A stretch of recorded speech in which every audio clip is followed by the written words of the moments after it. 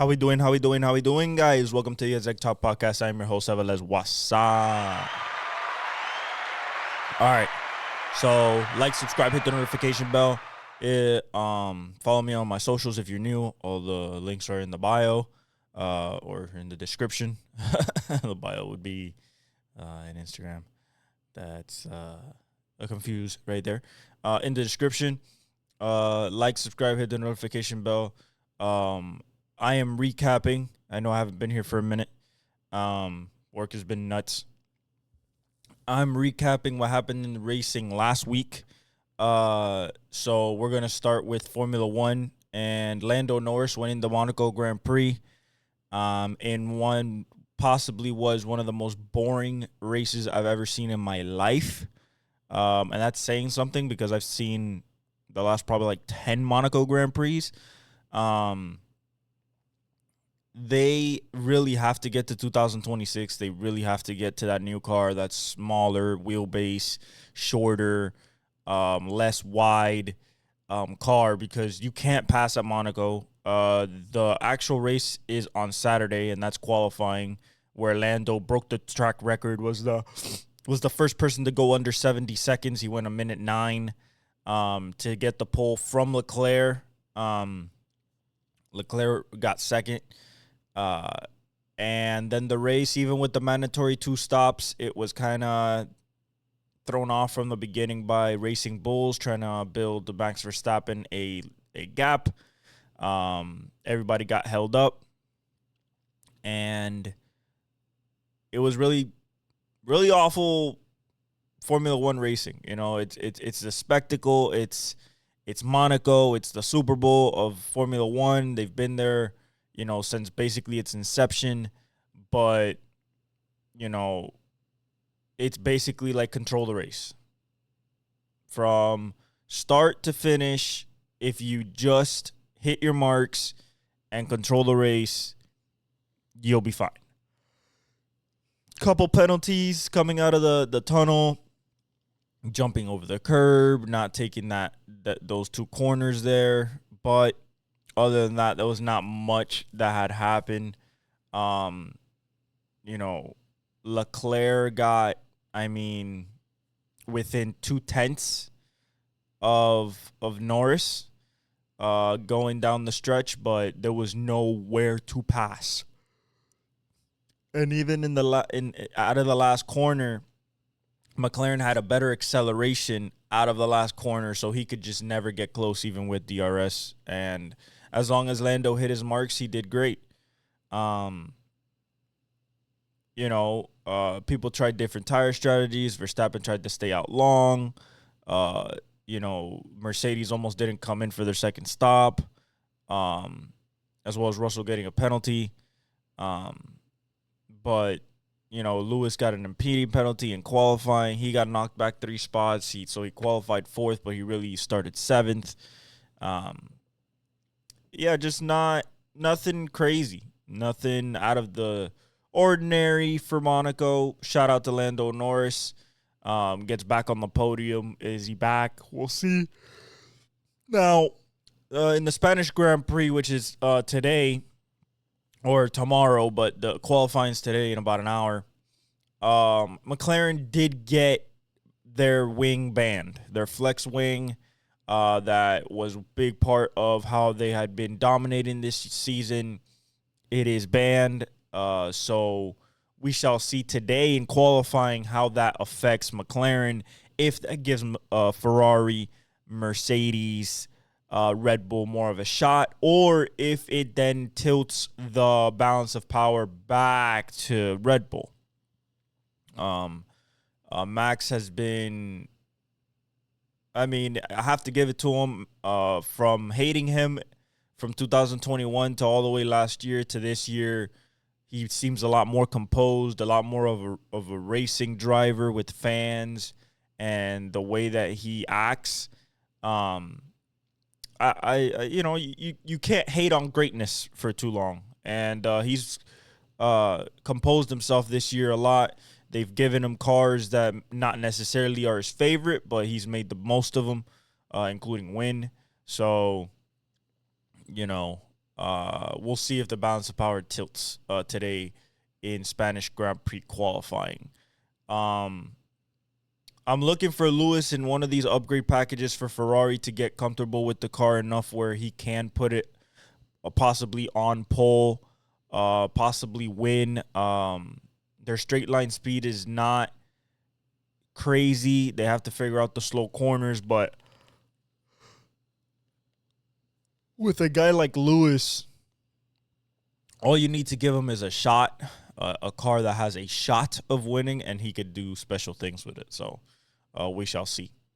All right, so the real race that happened last Sunday, of course, the Indy 500.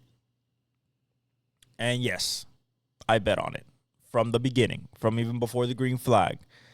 Even though it was a little delayed because of rain, it made the track a little slick, so slick that in the place laps, Scott McLaughlin, hit the wall. He was warming his tires. He tried to fire up his tires while he was kind of turning sideways to warm up his tires, and he lost it in the front stretch.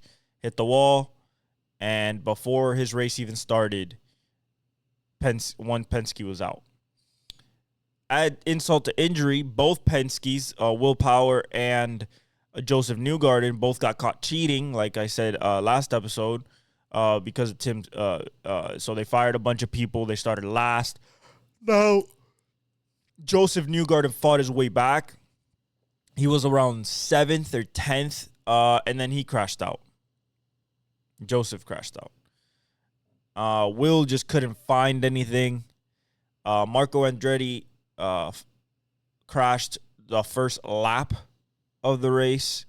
Kyle Larson crashed on lap 96 while being in I want to say 17th or 16th, somewhere around there. He just, he tried to pass somebody. He made the pass stick, but he went from top.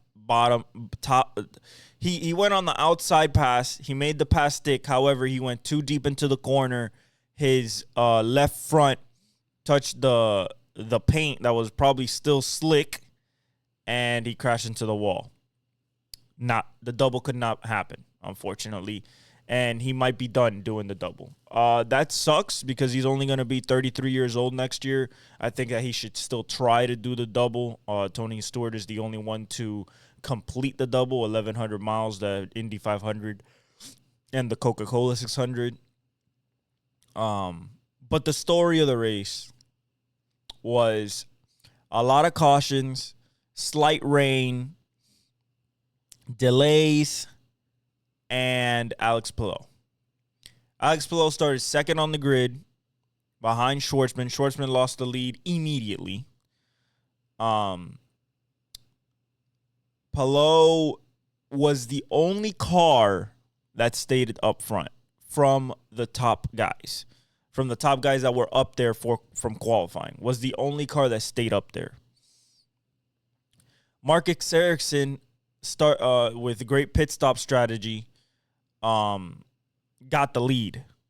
And he held the lead for a long time until it got to 14 laps left and Alex Palou overtook him into turn 2 on the outside. And that was it. That Alex Palou then drove away into his first oval win ever of his career.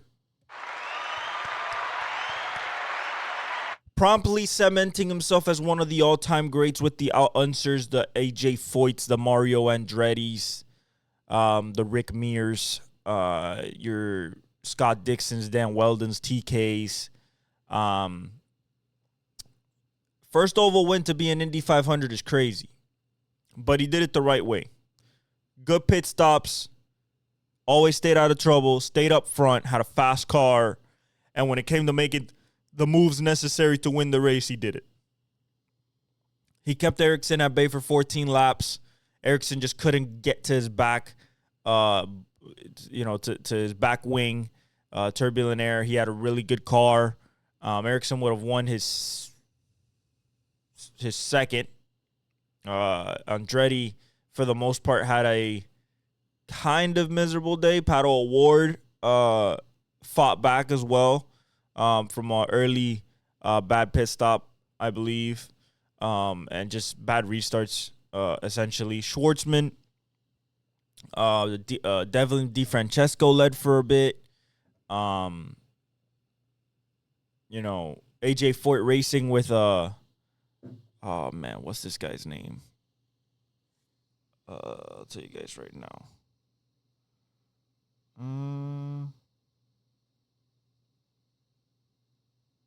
Let's see here.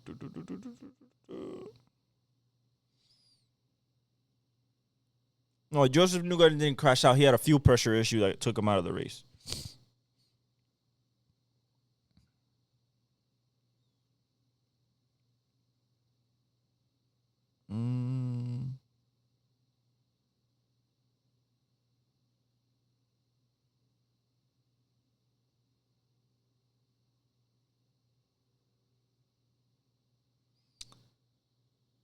Yeah. I forgot his name. It's not Delvin DeFrancesco. It's the other guy. The super American dude. I'll tell you guys right now.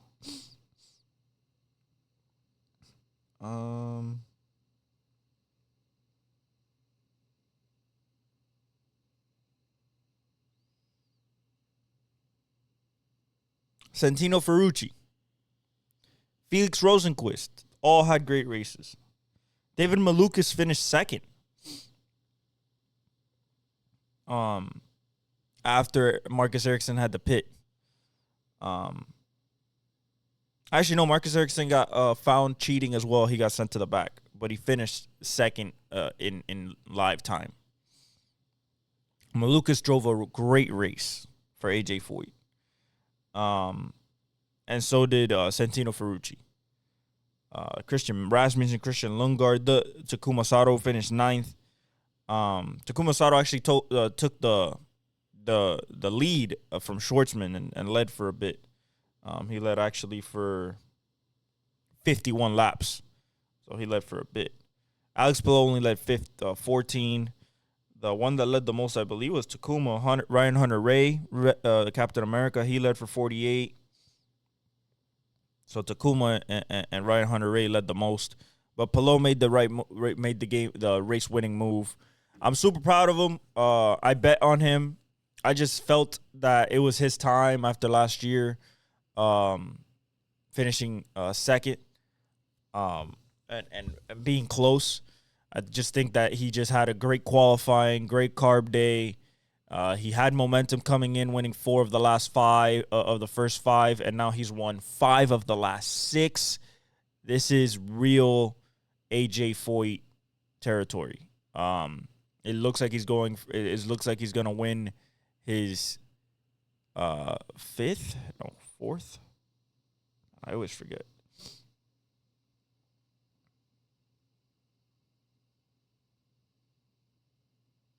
Yeah, going for his 4th championship, and I believe it would be 2nd in a row because he took a break after he took. I think Joseph Newgarden won 2 years ago, so it wouldn't be 4 in a row.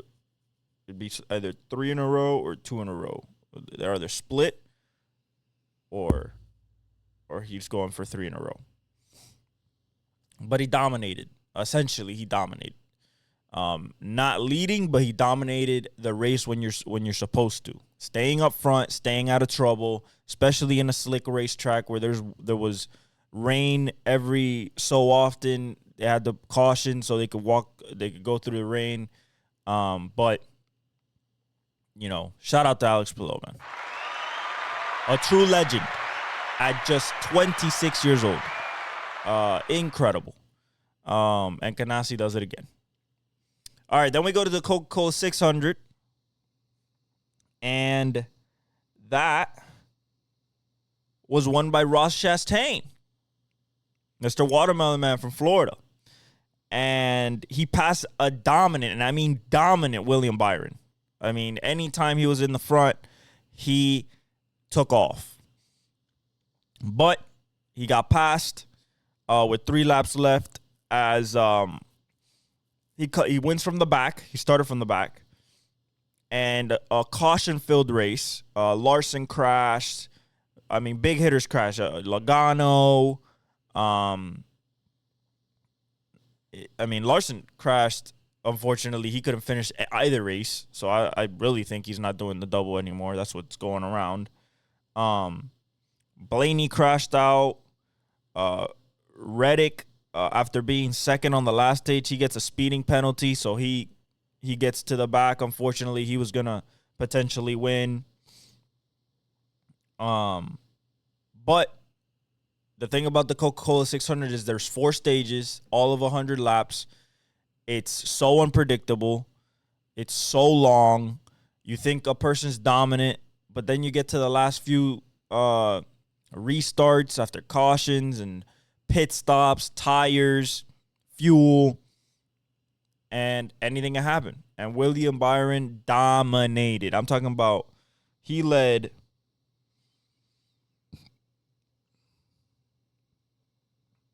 283 laps of 400. 283. And Ross Chastain passed him with 3 laps left. The finishing order was kind of weird just because of all the cautions. You had Chase Briscoe number 3, AJ Allmendinger, he was the pole sitter. AJ Allmendinger 4th, Brad Keselowski 5th, Chase Elliott 6th, good ride for him. Michael McDowell 7th, Christopher Bell, the All-Star winner, he got 8th. Ryan Preece 9th, Noah Gragson 10th, Ricky Stenhouse 11th, Josh Berry 12th. Like when Shane Vaz Gisbergen 4th, Kyle Busch was 15th, Denny Hamlin 16th, Joey Logano 17th. You look at a guy like Ty Gibbs was 24th, Tyler Reddick was 26th because of that penalty, and then Bowman 29th. Larson 37th, Blaney 38th, Jimmy Johnson 40th. Charlotte's very unpredictable, especially the Coca-Cola 600 because it's so long, it's so grueling. You go from day to night. And actually, no, it starts at 8. Never mind. It's not like it used to be, or Talladega or Daytona where you go from day to night. But Chastain was just in the right place at the right time with the right run. He got the right run coming. He just built momentum. And William got loose going into turn 3. That really closed it up. And then Chastain going into turn 1 and 2 passed him on the backstretch and just kept the lead for 3 laps and won. Shout out to Ross Chastain. He's in the show now. He's in the playoffs. He can fight for a championship again. Really exciting race. I mean, I love the Coca-Cola 600 because it is so unpredictable. It's so long. Anything can happen. And it was an incredible race. They go to Nashville this week. They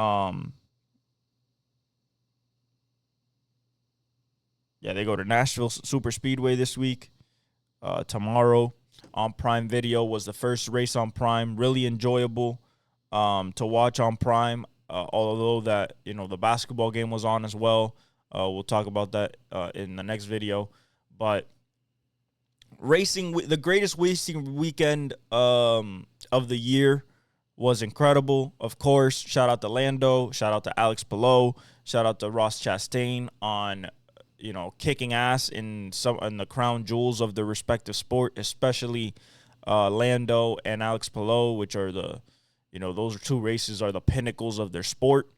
And, of course, one of the crown jewels in Ross Chastain, the Coca-Cola 600, where a lot of NASCAR Hall of Famers have won there. Earnhardt, Gordon, Jimmy Johnson, Petty, you name it, they've won there. So, but yeah, guys, we have Nashville in NASCAR tomorrow. In IndyCar today, we have the Grand Prix of Detroit at 12:30. And in Formula One, we are going to Spain at the circuit of de Catalunya. Really, really good circuit. I expect some exciting racing. from going forward. There's some really, really good tracks coming up, including Coda. Still got to go to Zandvoort. Of course, we still have Silverstone, so it's going to be very exciting moving forward, and the championship race is pretty tight, so we're going to have a really exciting fight between the McLarens, and hopefully we'll see if a Ferrari or Red Bull or Mercedes can get in there. Other than that, I love you guys. Thank you for all the support. I know that these videos come at erratic times. I'm trying to share that down as best as I can. I just wanted to get through all the events, so we weren't like skipping in between as events happen. But I love you guys. Thank you for all the support. God bless you, and I leave you all with the outro.